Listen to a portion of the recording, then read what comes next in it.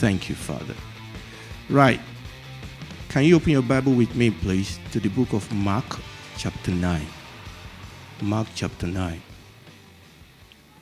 I'm going to read a very popular story, but just for an introduction, I will read verses 2 to 4 first.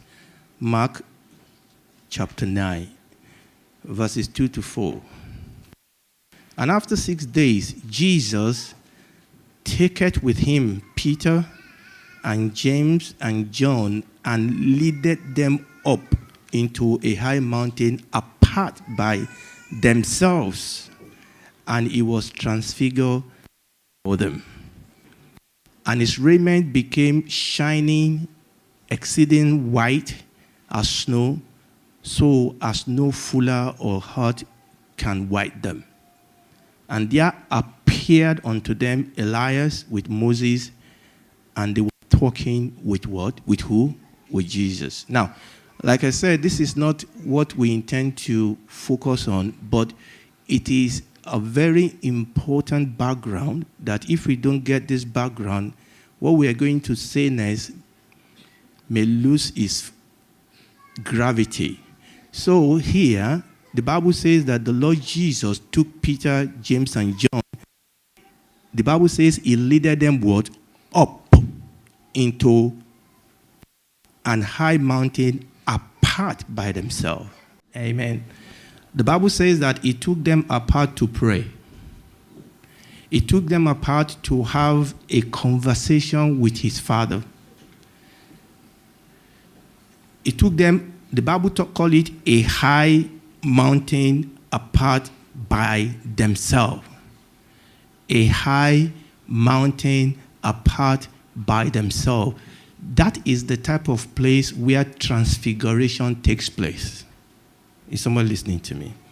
That's the type of place where empowerment takes place. Now, oftentimes what we receive in moments like this, we are supposed to take them onto a high mountain apart with the Lord, where we meditate, where we have a conversation with God based on what God has given us.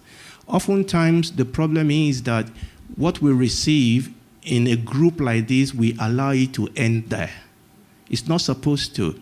What we do here is for us to have facilities, is for us to have data, is for us to have things that we can then take and do something with. It's a raw material that we are being given here.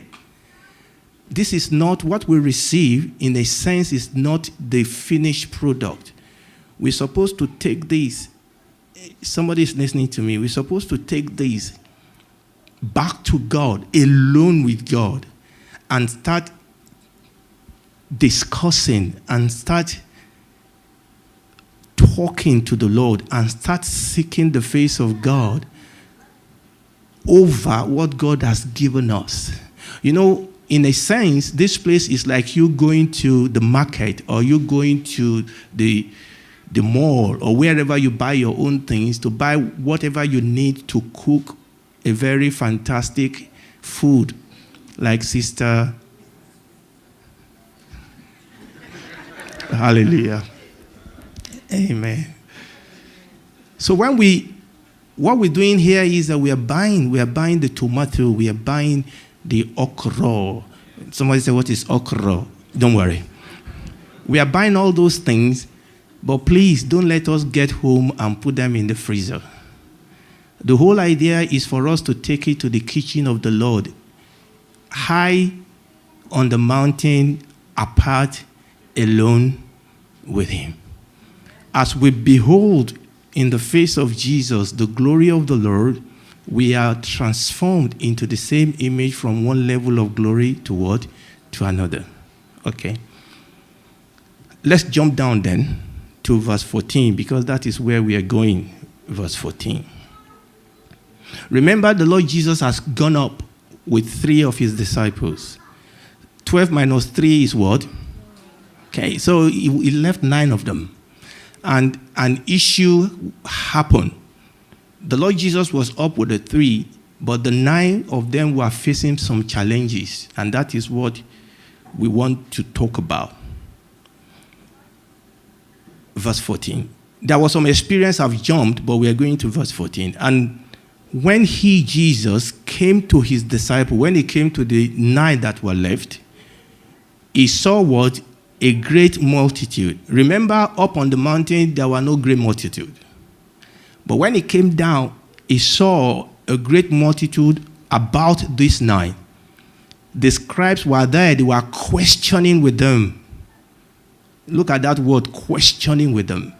They were arguing with them. They were rough handling them. You know, oftentimes we get rough handled because we are among the crowd. Now, don't misunderstand me. You can come down from the mountain to affect the crowd. But if you dwell among the crowd, you cannot affect them. We may live among the crowd. The Bible says we are in the world, but we are not of it. We may be in the middle of the crowd, but our mentality is not of the crowd. Our bearing is not of the crowd. The way we think is not of the crowd. But let me tell you something. The crowd has a very interesting way. You want to change it again? Okay. The crowd have a very interesting way of influencing us to do what we don't want to do. Look, it takes somebody who has something not to follow the crowd. There is a pull that the crowd will exert on you. And that is why some people will do some things that they cannot believe just because they belong to the wrong crowd.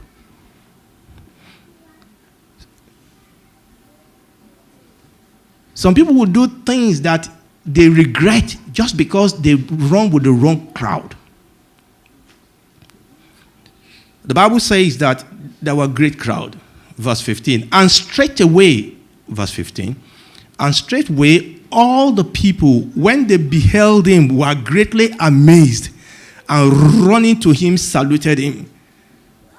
We could sit down with that, but let's go on. Verse 16, and Jesus asked the scribe. You know, I like Jesus. He took out the bad guy. You know, some of us think Jesus is just one gentle guy. He took out the bad guy and said, what's your problem? That's my translation. Okay, that's not the way the Bible put it. The Bible says that, and Jesus asked the crowd, what question you with them? What's your problem? Why are you rough handling them? Talk to me.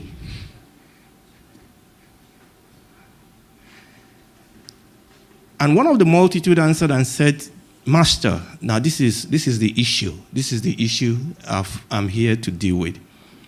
Is this issue. And one of the multitude answered and said, Master, I have brought unto you my son, which has a dumb spirit.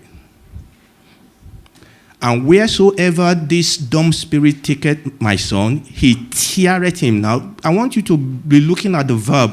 So this spirit will take the guy. Is someone listening to me? This is not a gentle spirit. This is not a nice spirit. He said the spirit will take him. Like anger will take some people. Like jealousy will arrest some people. And we can go on. Lust will take some people. He said this spirit will take him. You will have thought maybe he will put him down gently. No. He will what? Tear him. And he will foam. He foameth and gnasheth with his teeth and pineth away. Can you see the horror that is going on with this young boy? There was something in his life that was destroying him. There was something in his life that was stealing, killing, and destroying him. Not only him, tearing apart his family and everybody that loves him and everything that he loves. But he said, you know what? We brought him, and I spake to your disciple that they should cast the devil out, but they could not. That is the tragedy here. That I brought him to your disciple. I needed help. I located where the help is, and I brought him to your disciple. I brought him to you, but I met your disciple, I brought them in, but they couldn't do anything. Verse 19. And he answered him. Jesus answered the father and said, O faithless generation, how long shall I be with you? How long shall I suffer you? Bring the boy to me. And they brought the boy to Jesus. And when the boy saw Jesus, straight away what? The spirit. Not the boy. Straight away the spirit. Straight away the spirit tore him. He fell on the ground and wallowed, foaming. The spirit did what the spirit does. You know, it's interesting how some things happen to some people at the very point of their breakthrough. Things happen. Here was the solution in front of this boy. The Bible says the spirit tore him, started foaming. And the Bible says he lay down there as if he was completely dead. Verse 21. And Jesus asked his father, how long is it ago since this came unto him? You know, I felt Jesus was saying, why did you wait so long? Do you understand that there was healing in Israel even before Jesus came? How long has this been going on? How long? For how long am I going to be in this situation? How long? How long are we going to allow this to continue? How long? How long are we going to sit down here?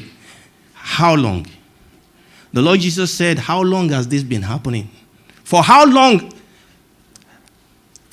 have you accepted this situation as the norm? For how long have you tolerated this? For how long?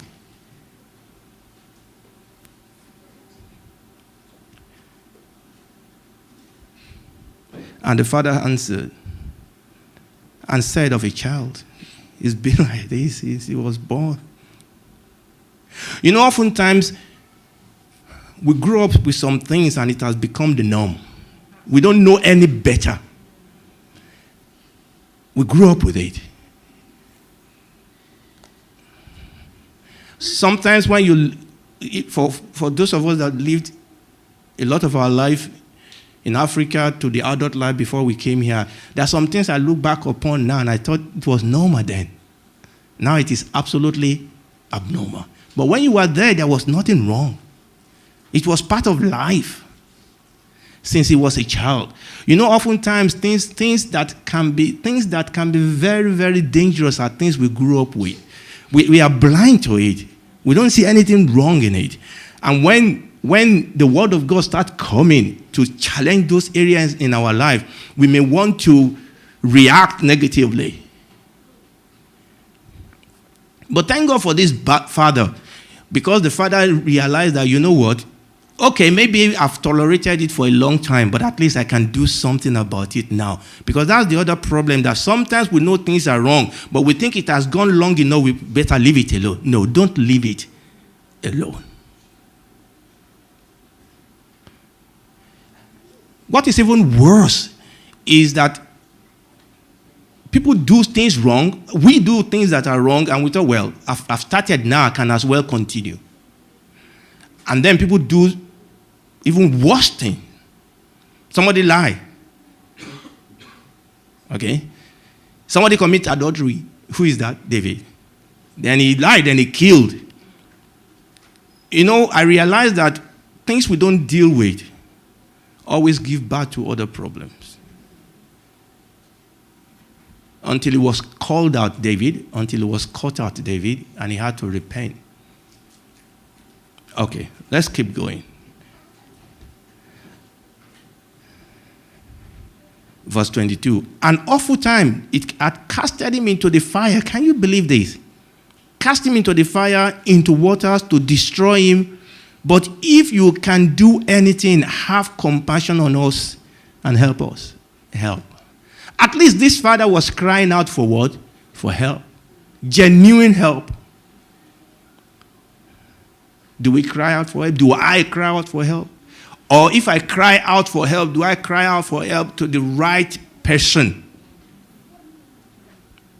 Our help is in the name of the Lord, the maker of heaven and earth. That's what the psalmist said. My help is in the name of the Lord.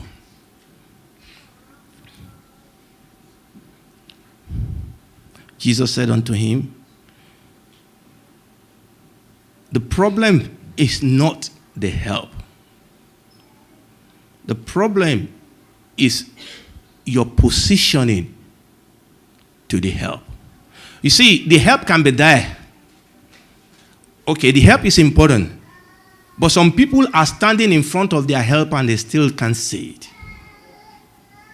Some people, God is trying to help them, and they are resisting God.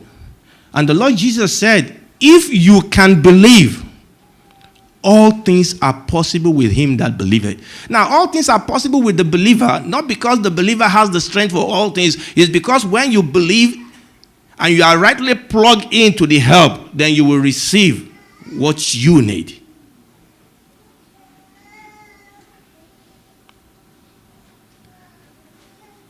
And we are living in a world now when it is very easy for us to actually plug into different type of helps. The Lord Jesus said, listen, I've been here, and the Lord Jesus has always been there. He said, look, if you believe, verse 24, straight away the father of the child cried out and said with tears, said with tears, Lord, I believe, help thou my unbelief. When Jesus saw that the people were running together, he rebuked the foul spirit, saying unto him, you dumb and deaf spirit, I command you, I charge you. You know, I was almost going to say, Jesus, I command you in the name of Jesus. I said, okay, it's Jesus talking actually. So I command you in my name, get out. That's what Jesus was commanding, that in his own name. Get out.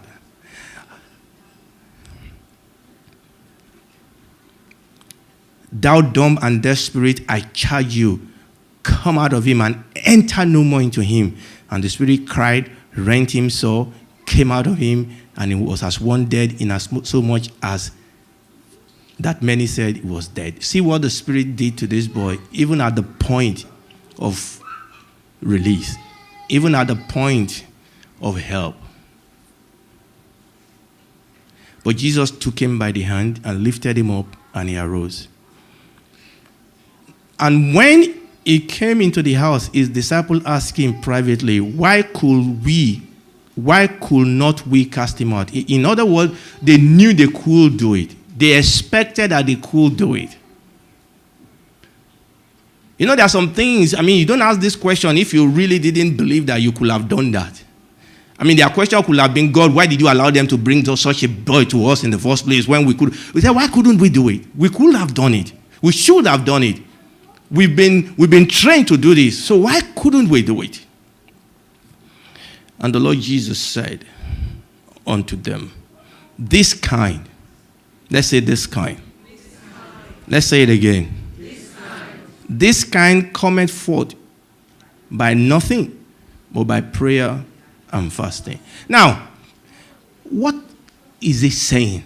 That this kind. I want you to remember one word that is very important: relationship. Prayer and fasting. The reason I brought you here is that obviously we are in our month of prayer and fasting, and the theme for this month is breakthrough. And all these are related. They are all related. The Lord Jesus said, the problem with you guys is that you've not done something. You remember where Jesus was coming from the mountain.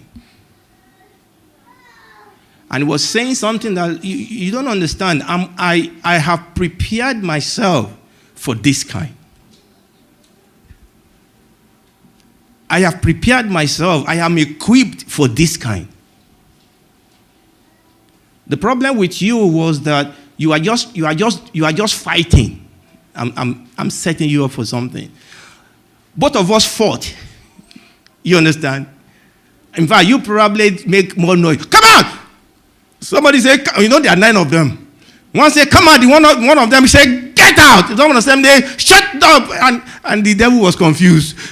Do I stand up or sit down or shake him? And one of you is shaking the head of the boy, and the one is pushing his head and saying, yeah, yeah. And here Jesus just said, get out. Have you been struggling with some things at work? Brother Femi talks about his work, Again, I'm a trainer. Sometimes it's quite cool when you have Johnny Just Come, JJC, yeah? The one in their first year, and they are struggling with something. I just come and say, you just press ta, and they look at you kind of, But by the time they know what is going on, they know that it's a trick. It's not as difficult as it looks. But there's something that experience brings. That there are some things that you cannot buy. There are some things that you have to have the experience. You have to have the wisdom. You have to have been there. You have to have done that. You have to have been in that place. You can run around. You can jump up and down. No, it's not going to work. This thing, you have to have the experience for you to be able to do that, receive that, or achieve that outcome. And that was what the Lord Jesus was telling them. That this kind, goeth not. The prayer and fasting there is locking something up. That, look, I've been paying attention in prayer and in fasting. I've been cultivating my relationship with my Father. And the Lord Jesus said, I'm jumping ahead of myself now. He said, the Son can of himself do nothing. But what he sees the Father do. Where does he see the Father do it? In the place of prayer and fasting. I'll say something. The Lord Jesus protected his time with his Father more than any other thing. He protected his time with his Father. He protected that time with his Father more than any other thing. There's an issue that I want to bring us to here. There was a breakthrough here. But just as a review, I want to bring you to what I told them in Birmingham. When people mention the word breakthrough, I'm always very, very careful. When Christians mention the word breakthrough, I'm usually a bit careful. Because the word breakthrough is just like the word jealous. It can be negative, it can be positive. So when you talk about breakthrough, I want to ask you, what are you breaking into?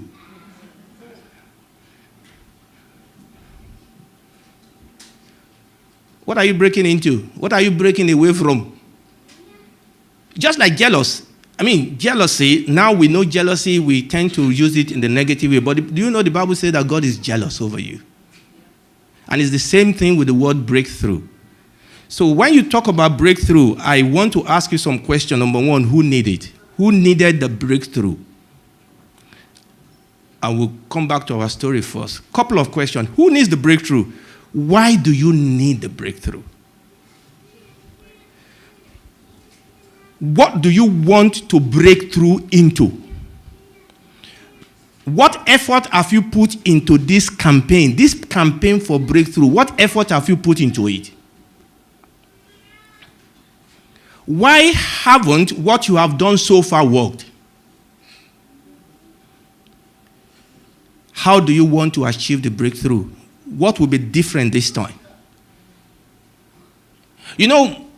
We live in a world where breakthrough has become, and this is why I'm saying this, we live in a world where breakthrough has become a branded word, And I have a definition here. Oftentimes when people talk about breakthrough in the church, we are going for breakthrough service, breakthrough prayer, breakthrough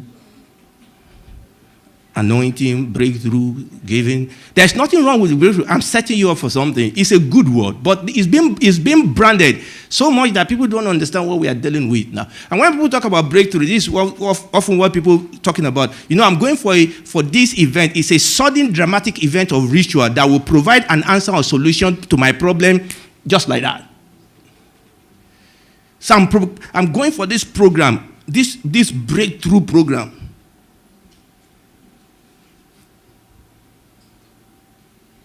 But that's not the way the Bible used the word breakthrough.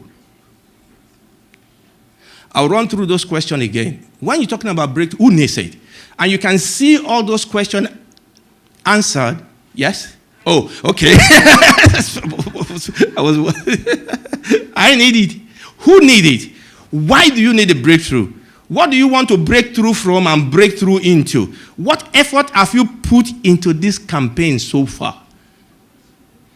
Why haven't what you have done so far worked?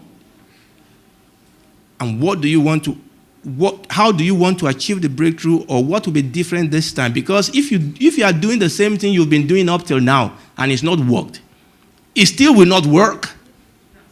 What are you going to do differently this time? I'm very sure this father must have taken the son all sorts of places, including the 9 disciples. But it was the same outcome. But something was different this time. There was the Jesus' factor that has never been there before.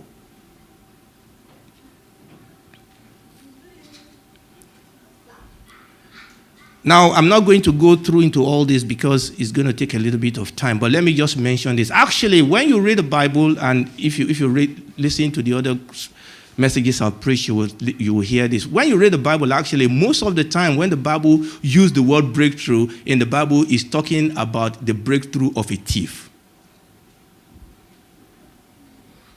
So there is a sense where the thief is the one breaking through. So if a thief breaks into a house, the owner of the house calls it break in. The thief calls it breakthrough. I'm serious. I'm just telling you the Greek word. Write it down. Matthew chapter 6, verses 19 and 20. I'm not going to go into that. Matthew chapter 34, verse 43. And all the word breakthrough there, in the original Greek word, it actually means to dig through, to break into a house. And that is why some thieves go to breakthrough service. And I'm serious. Everybody wants a breakthrough. So before you come for breakthrough, what are you trying to break through into? I hope you're not breaking through into somebody's house. Some people break through into somebody's wife. Some people want breakthrough into somebody's house, somebody's husband. Some people want to break through into somebody's house, riches. It's not yours. Thank God we don't offer such a breakthrough here. That's why people come like a babalawo with their oil. Father, pray over it. So that when we go out, we will have breakthrough. No, you think I'm joking? This happens all the time. Evil people come to church now for breakthrough anointing. Yes, how stupid indeed. In fact, there are some people that God, if you read Exodus chapter 19, that was the time when Moses went up to the mountain. You remember? And God built a wall around the mountain and told them, don't pass this wall. When Moses was with God, God told Moses, go down, because your people are about breaking through. And if they break through, I will break out on them. And believe me, it's not a blessing. They will die. You see why I said I am very, very careful when people talk about breakthrough, because who are you? Where are you coming from? Where are you going? Okay, fine. I've said all that. But the truth is that there is a positive aspect of breakthrough. In secular world, and my time is already gone. In secular world, usually people will talk about breakthrough as an important discovery, isn't it? That helps to improve a situation or provide answer to a problem. That's usually when people talk about breakthrough in secular world. And you understand that for you to have a breakthrough, you must have been working hard. Not Baba pray. Okay? I don't want to pray. You pray. Some people will pay some people to fast for them. Breakthrough has become synonymous with laziness. And that's my problem. In the world, in common use, breakthrough talks about advancement, progress. If you are not working, you won't make progress. If you are not putting effort, there is no advancement. Nobody make advancement in the world by just folding their hands. They go for courses. They go for workshop. They go for training. They were put forward and they are put down. But they break through. Amen. Not all these ones that say, Baba, pray for me. Just let heaven open. They are in bed until 12 midnight. And they started sleeping 12 midnight, by the way. And they won't break through.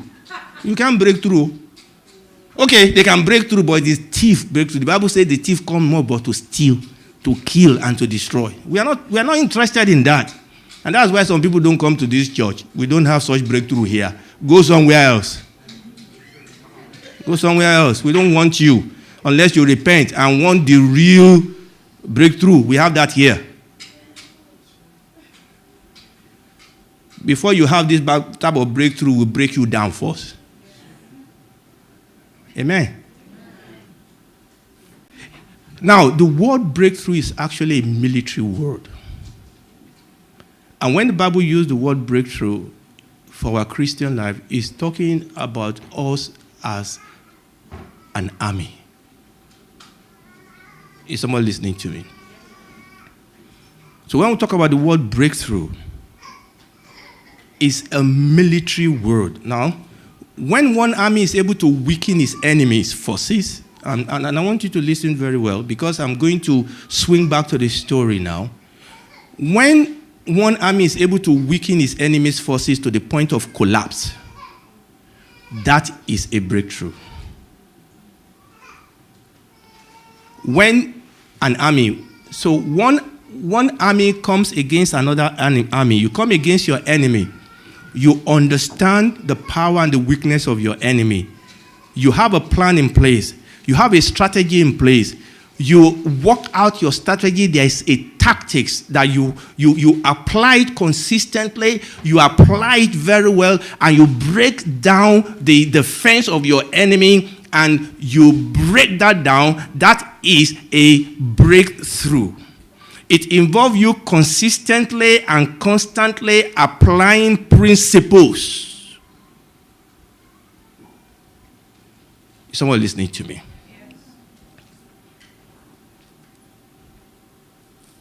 Wars are won and lost by strategy. Military strategy involves using military resources such as people, equipment, information against your enemy's resources to gain supremacy or to reduce the enemy's will to fight. And that was what the Lord Jesus was doing. But there's something I need to talk about because I kept coming to this point and finishing here. God help me. Listen to me. In war, breakthrough only really matters. Listen to me very well. In war, a breakthrough only matters if it occurs at a strategic location. This is the problem. Now, you are Osasua, the punching preacher. Okay? And you're fighting somebody. Okay? And you are punching them in the tummy. You give them punch. They are still coming. And then they put you one in your face. You are flat. What's the difference? You are expanding your energy, punching them where it doesn't matter. Where it doesn't count. But they are waiting. You know what? I don't have to give you 10 punches. I just need one. I just need a strategic blow.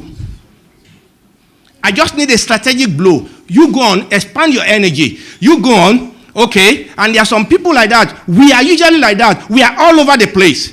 Because we are not waiting for the strategic direction from God. We want to do it ourselves.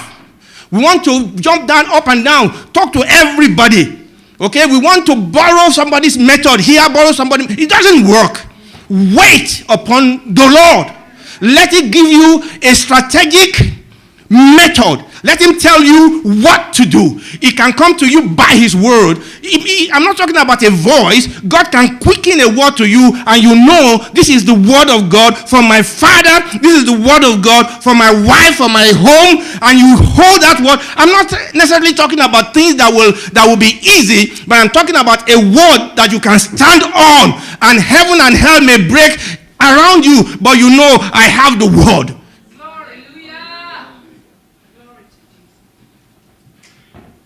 And please stand up, or else we are not going to go. And the nine disciples, they were busy battering this young boy. Come on, come in, shake, shut up. What's your name? What's your father's name? Nothing works until the man with strategy comes in. And he located the strategic point, and just one blow, and the enemy was gone. Listen to me. This is the problem with strategic location. The enemy will always amass their forces to protect a point of strategy. This is the point you need to understand. You're praying for your wife, you're praying for your husband. And the closer you get to the point, the greater opposition you will come against. Listen to me. The devil knows what it takes for this church to break out. The devil knows what it takes for you to see the glory of God in your life. And do you understand that sometimes when you are not serious, nobody bothers. But when you begin to be serious and the enemies try to understand that she's getting there, then whole hell break through. Then your father call you and say, Jumoke. Jumoke. And you know when they call you the name, you know there's trouble.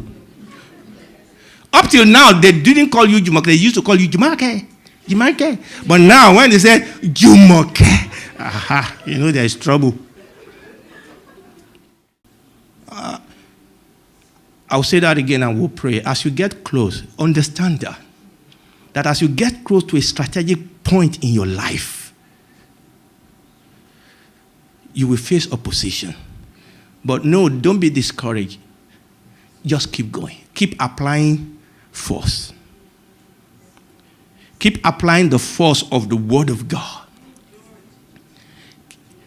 Keep applying the force of the Holy Spirit. The Bible says that, having done all to stand, stand.